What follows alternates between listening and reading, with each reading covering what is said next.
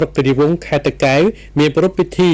វេទិកាជាតិស្ដីពីការជំរុញចលនាភូមិមួយផលិតផលមួយនៅកម្ពុជាគំរូខេត្តតាកែវក្រោមអធិបតីភាពឯកឧត្តមបណ្ឌិតសុភាចារសុកអានអបនាយករដ្ឋមន្ត្រីទទួលបន្ទុកទីស្តីការគណៈរដ្ឋមន្ត្រីនិងជាអនុប្រធានគណៈកម្មាធិការជាតិជំរុញចលនាភូមិមួយផលិតផលមួយឯកឧត្តមសុនកំធរអគ្គលេខាធិការគណៈកម្មាធិការជាតិជំរុញចលនាភូមិមួយផលិតផលមួយប្រធានមុខរបរនិងមីក្រូសហគ្រាសកម្ពុជាបានមានប្រសាសន៍ថា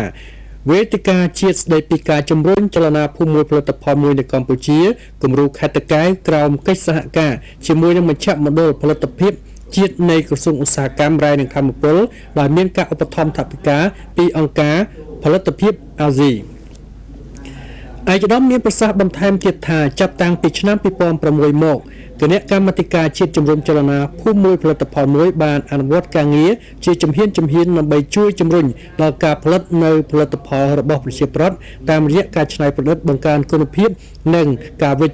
ខ្ចប់ឲ្យមានលក្ខណៈស្ថិរត្រូវតាមស្តង់ដារសមស្របតាមទីផ្សារក្នុងនិងក្រៅប្រទេសការចុះសិក្សាស្រាវជ្រាវផលិតផលសម្រាប់អនុវត្តគម្រោងភូមិមួយផលិតផលមួយនៅតាមបណ្ដាខេត្តក្រុងនានាបានផ្សព្វផ្សាយពីចលនាភូមិមួយផលិតផលមួយដល់សិស្សនិស្សិតនៅតាមបណ្ដាមហាវិទ្យាល័យនានាទន្ទឹមនឹងនេះដែរក៏បានចូលរួម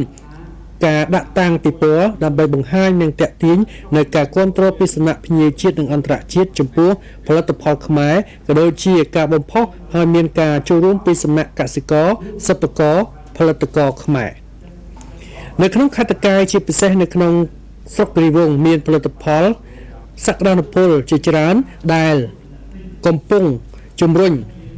គួបផ្សំនឹងលទ្ធភាពដែលមានដូចជាការដាំដើមមនចិញ្ចឹមដង្កូវនាងនិងផលិតសូត្រការដាំឆៃថាវការកែច្នៃឆៃពៅម្ទេសម្រេចការបង្កើនផ្សារកសិផល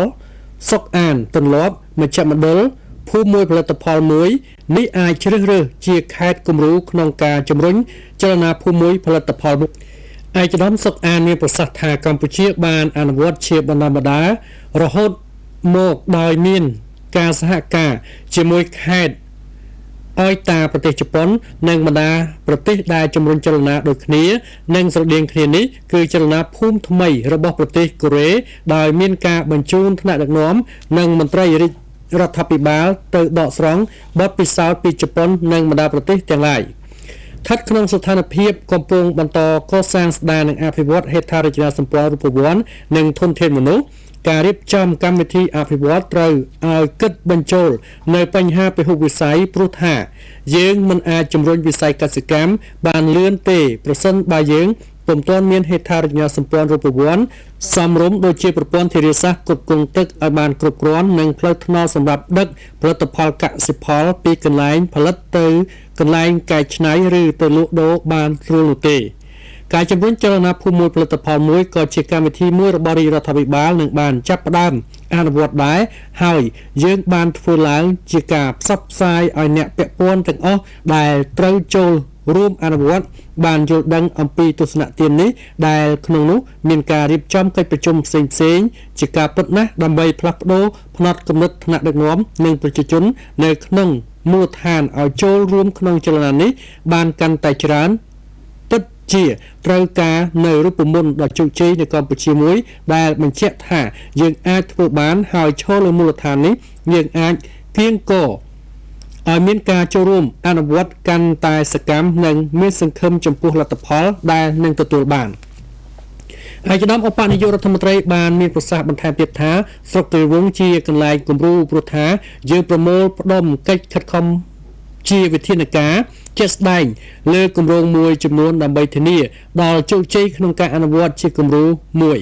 ម្យ៉ាងទៀតសម្ដេចតេជោប្រមុខរាជរដ្ឋាភិបាលបានជំរុញឲ្យគ្រប់រាជធានីខេត្តរៀបចំគណៈកម្មការភូមិមួយផលិតផលមួយថ្នាក់ខេត្តរាជធានីដើម្បីទុកអនុវត្តចលនានេះនៅតាមរាជធានីខេត្តរបស់ខ្លួនហើយខេត្តតាកែវក៏បានបង្កើតរួចមកហើយមួយវិញទៀតចលនាភូមិមួយផលិតផលមួយនេះមានលក្ខណៈស្របនឹងកម្មវិធីអភិវឌ្ឍជនបទដើម្បីកាត់បន្ថយភាពក្រីក្រនៅកម្ពុជា